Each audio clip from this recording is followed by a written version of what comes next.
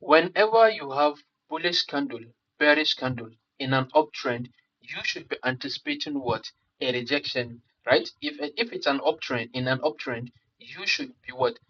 Anticipating a higher low to be formed, which is what? A counter trend, right?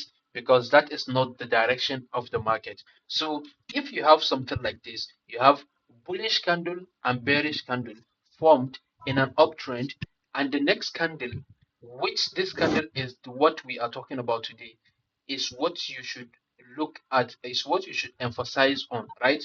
The market structure or the movement of the market should tell you what you should be looking. It should tell you what is going to happen next. So if you see the market showing you signs of reversals, then it actually closed bearish after a bullish candle. Then we have another. Then we have a bearish candle formed.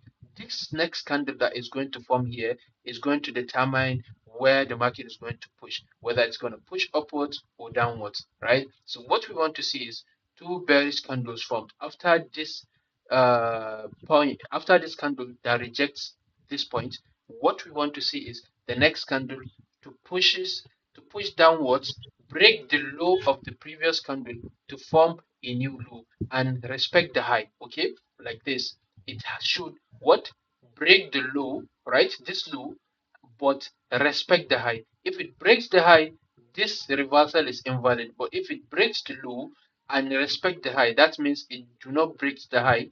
That means this reversal is valid. So this is where you what? Watch the market, and if you get something like this, you are safe to what? Enter your trade from this point. If you look at this, if you take your trade from this point, targeting a 1 to 2, you can place your stop loss here. If you are too scared, if you are too scared, you can place it above the wick. If the wick is not too, that's when the wick is not too high. So you can target a 1 to 2 from this point. If you go to my Instagram story, you see this trades, a lot of them, this type of trades, you see a lot of them.